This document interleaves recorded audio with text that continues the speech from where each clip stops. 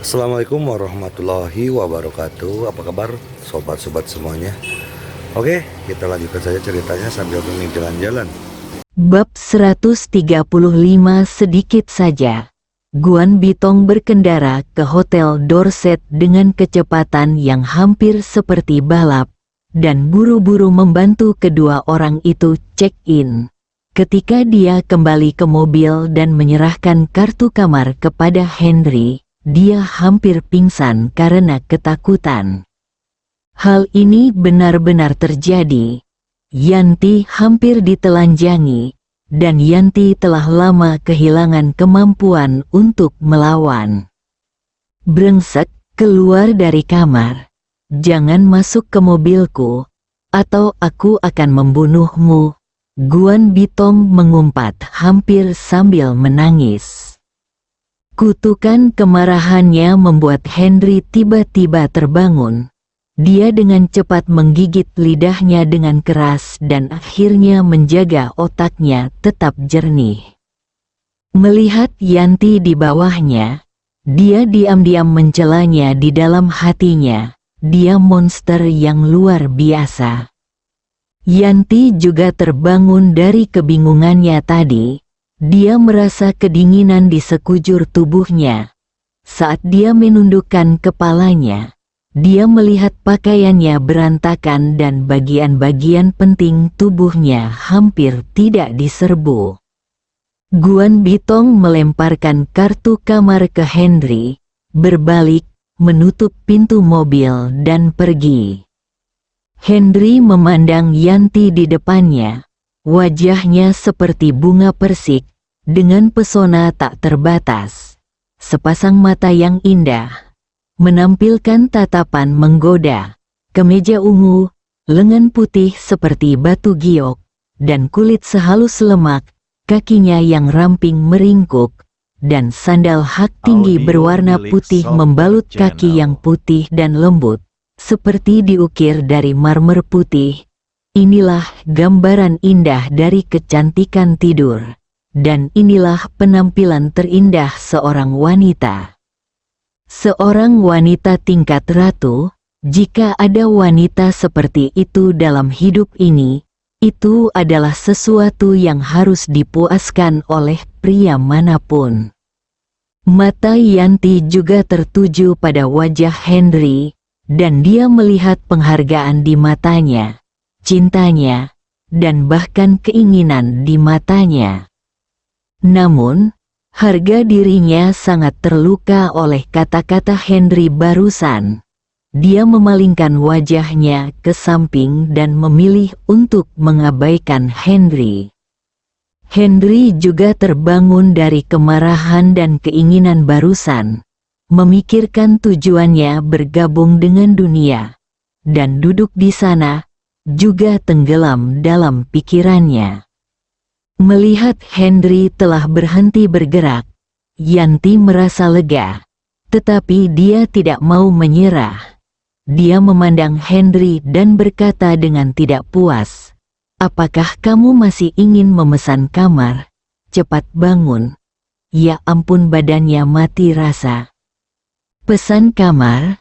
Henry merasakan senyum masam di hatinya saat mendengar dua kata ini. Yanti melihat Henry ingin menyerah, dan merasakan rasa kehilangan di hatinya. Dia mendengus dingin, duduk perlahan, dan mulai menata pakaiannya. Melihat gerakan Yanti yang anggun dan tubuh yang menggoda, mulut Henry menjadi kering, dan darah mengalir deras di beberapa bagian tubuhnya. Dia ingin menerkamnya, tetapi alasannya mengatakan kepadanya untuk tidak melakukannya, terutama ketika dia memikirkan tunangannya, Mariam. "Yanti, kita harus menyelesaikan masalah ini. Aku sudah punya tunangan dan tidak mungkin menikah denganmu." Henry akhirnya memilih Mariam. Mungkin Yanti memiliki pesona yang lebih menawan, tubuh yang lebih dewasa, dan keseksian yang lebih gila, namun di hati Henry, Hanya ada Maryam yang dulunya meremehkannya, yang dulunya bosan dengannya, namun kini memiliki persahabatan dengan dia. Tangan Yanti sedang mengikat kait bra di belakang punggungnya. Ketika dia mendengar kata-kata Henry, hatinya terasa seperti ditusuk dengan pisau wajah. Sebagai imbalan atas akhir cerita ini, perasaan tidak berdaya dan rasa sakit yang luar biasa melanda tubuhnya. Henry, aku ingat kata-katamu. Aku harap kamu juga mengingat kata-kataku. Aku akan memberimu buah-buahan yang enak untuk dimakan. Jika kamu tidak percaya padaku, kita lihat saja nanti. Dan dia mengemasi pakaiannya, membuka pintu mobil, keluar dari mobil dan pergi.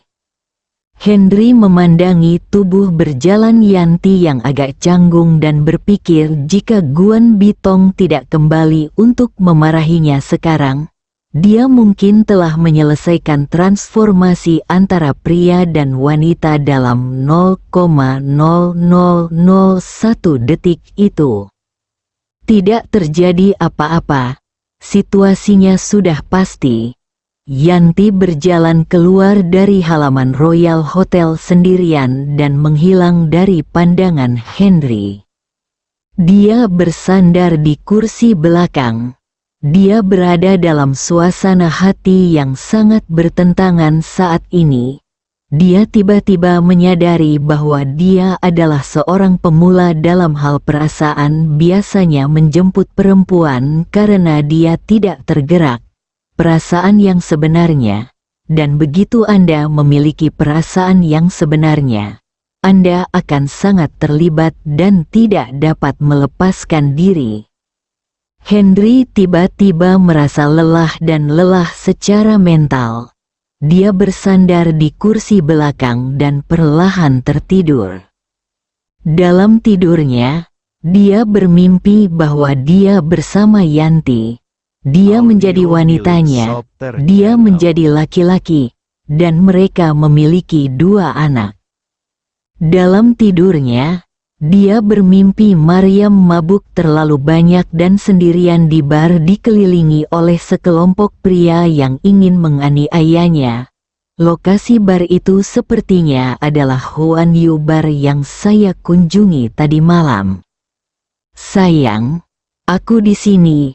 Henry tiba-tiba berteriak dan membuka matanya. Melihat sekeliling, dia masih di dalam mobil, dengan Guan Bitong duduk di depannya. Memikirkan mimpinya, Henry segera berkata kepada Guan Bitong, "Cepat, pergi ke Huan Yu Bar." Guan Bitong tidak tahu apa yang terjadi dan ingin berbalik dan bertanya. Tiba-tiba dia merasakan aura kuat terpancar dari tubuh Henry, membuatnya merasa sesak. Mengintip dari sudut matanya, mata Henry menjadi lebih jelas. Penampilannya tampak menjadi lebih tampan, dan dia memancarkan aura yang kuat dan mengintimidasi. Guan Bitong tidak berani ragu dan buru-buru menyalakan mobil dan berangkat. Henry diliputi kecemasan. Dia semakin merasa bahwa apa yang dia impikan adalah kenyataan dan akan segera terjadi.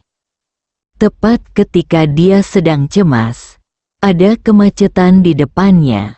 Melihat lalu lintas yang tak ada habisnya, Henry membuka pintu mobil, melompat keluar dari mobil dan menghilang dari pandangan Guan Bitong. Sosok Henry sedang berlari kencang di jalan raya. Ia tidak menyadari apapun. Namun kendaraan dan pejalan kaki yang lewat ketakutan hingga melakukan pengereman dan berhenti berkali-kali. Namun tidak satu pun dari mereka yang dapat melihat sosok tersebut dengan jelas.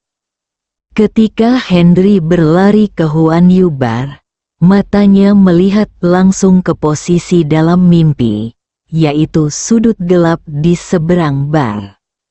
Meski pencahayaan di dalamnya kurang bagus, saya masih melihat sekelompok orang berkumpul, bertanya-tanya apa yang sedang terjadi. Henry tidak peduli dengan apa yang terjadi di dalam dan bergegas mendekat. Orang di depannya mendengar langkah kakinya dan hendak berbalik untuk menghentikannya, tetapi tubuhnya sudah terbang ke samping. Henry bergegas masuk dan melihat Maryam duduk di sana sendirian, menatap dengan marah ke arah Sen Haoge dan Hongbo di depannya. Astaga! Siapa yang berlari masuk? Hongbo mendengar suara berlari di belakangnya, berbalik dan mengumpat dengan marah. Namun, ia merasa tubuhnya menjadi lebih ringan di saat yang bersamaan.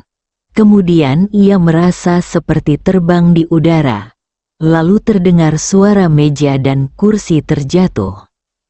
Maryam telah melihat Henry, dan tiba-tiba ada perasaan hangat di hatinya, dan ketegangan yang dia miliki menghilang begitu saja tanpa jejak. Air mata mengalir perlahan di pipinya. Bab 136 Terobosan. Ketika Sen Haoge mendengar suara itu dan merasakan aura pembunuh di belakangnya, dia tiba-tiba menjadi waspada dan berdiri perlahan. Saat dia bertemu dengan mata Henry, dia tidak bisa menahan gemetar. Tubuh Henry menunjukkan aura yang lebih kuat, dan aura pembunuh di tubuhnya menjadi lebih kuat. Hen, dokter ajaib Hen, Pa. Sebelum Sen Haoge selesai berbicara, tangan Henry sudah berada di mulutnya. Marah, sangat marah. Setelah kejadian tadi, Henry tahu bahwa Maryam ini adalah wanitanya, dan siapapun yang berani melakukan sesuatu yang tidak masuk akal padanya akan dihukum. Henry, jangan berpikir kamu begitu hebat. Kemarin kamu merampok Yanti dari kami dan kami mengakuinya. Hari ini aku berkencan dengan Maryam. Apa hubungannya denganmu? Sen Hao menunjuk ke arah Henry dan berkata dengan marah. Dipukuli di depan umum, Sen Haoge merasa malu. Apalagi kalau dipikir-pikir tentang identitas dan statusku. Aku digoda oleh pria seperti itu kemarin, dan dipukuli lagi hari ini. Aku merasa semakin marah. Begitu suara Sen Haoge turun, selusin pengawal di sekitarnya segera berdiri di antara dia dan Henry, dengan belati terang di tangan mereka. Henry memandang selusin pengawal di depannya. Kemarahan di matanya menjadi lebih kuat. Kekerasan, mempermainkan dirinya sendiri, mencari kematian. Henry, jika kamu tidak ingin mati, segera berlutut dan mohon ampun. Jika tidak, kami mengenalmu, tetapi belati di tanganku tidak mengenalmu. Henry dan berkata. Benarkah? Nada suara Henry penuh dengan ejekan. Maryam sedikit khawatir saat melihat mereka mengeluarkan belati, dan berkata dengan prihatin, Henry, ayo pergi, segera pergi. Henry kembali ke Maryam dan tersenyum tipis dan berkata, jangan khawatir, saya akan pergi. Tapi saya harus menyingkirkan mereka terlebih dahulu sebelum saya pergi. Jika saya berani menganiaya Anda, saya mencari kematian. Henry telah tertekan oleh Yanti selama 2 hari terakhir dan penuh amarah. Dia tidak punya tempat untuk melepaskan amarahnya. Sekarang seseorang datang ke rumahnya untuk memukulinya, mengancamnya, dan menggoda tunangannya beri dia pelajaran. Maka dia tidak akan menjadi dia. Berkumpul dan bunuh dia. Sen Haoge memberi perintah dari belakang pengawal itu. Pengawal itu juga terangsang oleh kata-kata Henry saat ini. Lebih dari selusin orang yang memegang belati pada saat yang sama mengelilinginya dan menyerangnya. Henry memandang mereka dengan mata penuh simpati. Mereka adalah musuhnya. Mereka sama sekali bukan lawan, dan mereka bahkan tidak bisa disebut lawan. Maryam, yang berada di belakangnya, dipenuhi dengan kegugupan. Dia mengepalkan tangannya dan menaruh seluruh hatinya pada kenyamanan Henry. Meskipun dia tahu dia bisa bertarung, ini adalah pertama kalinya dia melihat begitu banyak orang menyerang dengan belati. Sen Hao-ge berdiri di belakang pengawal itu, dengan cibiran di bibirnya. Henry, aku sudah tidak tahan denganmu untuk waktu yang lama. Kemarin kamu membunuhku jutaan dolar. Lebih dari selusin orang menyerangnya. Tetapi Henry tidak gugup. Dia juga tidak ingin menjatuhkannya dengan satu pukulan. Dia memikirkan kesalahpahaman Maryam tentang dirinya. Dan tiba-tiba merasa bahwa pahlawan yang menyelamatkan kecantikan ini adalah kesempatan yang sangat langka untuk tampil. Dan mungkin ini adalah kesempatan langka untuk menyelesaikan kesalahpahaman. Dalam pikiranku, itu adalah permainan kucing dan tikus. Melihat Henry tidak bergerak, pengawal itu mengira dia ketakutan dan menjadi lebih bersemangat. Dalam pandangan mereka, Henry hanyalah seorang dokter dengan keterampilan medis. Dibandingkan dengan mereka, pengawal yang terlatih khusus, dia hanyalah seorang dokter anak dan dapat menyelesaikan masalah dalam hitungan detik. Keributan di sini telah membungkam bar yang bising. Orang-orang yang datang untuk bermain melihat ke sini, melihat Henry, dan bahkan mengenali dokter ajaib yang tampil luar biasa beberapa waktu lalu. Manajer bar Yuan Kaiksuan berlari mendekat. Saat dia hendak berbicara, lebih dari selusin cahaya dingin telah menembus bagian depan dan belakang Henry. Maryam sangat ketakutan sehingga dia menutup matanya. Sementara Sen Hao-ge dengan penuh semangat mulai bernafsu padanya sambil mengendarai Maryam di bawahnya. Belati itu semakin dekat. Tepat ketika dia hendak mendekati pakaian Henry, Henry bergerak. Namun, dia tidak melawan. Sebaliknya, dia melompat ke udara dan mendarat di lebih dari selusin belati bersamanya. Dia seperti seorang prajurit ilahi yang turun dari surga, menghadap ke bumi, dengan sikap raja yang sombong. Meskipun dia hanya melompat sedikit, pengawal itu tertegun, Sen Hao-ge tertegun, dan Maryam merasa lega. Hongbo, yang baru saja berjalan kembali dari samping, merasakan hawa dingin di punggungnya saat melihat pemandangan ini. Dia berteriak, "Tangkap Maryam!" Sen Hao-ge diingatkan dan langsung bangun, dan juga diperintahkan dengan keras. Selusin pengawal mencabut belati mereka dan menyerang Maryam bersama-sama. Meskipun Maryam mendengar bahwa dia akan ditangkap, dia ketakutan ketika dihadapkan dengan belati yang diserang pengawalnya. Dia berdiri di sana dan lupa melarikan diri. Henry awalnya ingin menggoda mereka dan kemudian mengusir mereka. Tetapi ketika dia melihat mereka menyerang Maryam pada saat yang sama, dia menjadi marah. Sebelum kakinya menyentuh tanah, tubuhnya melompat ke udara.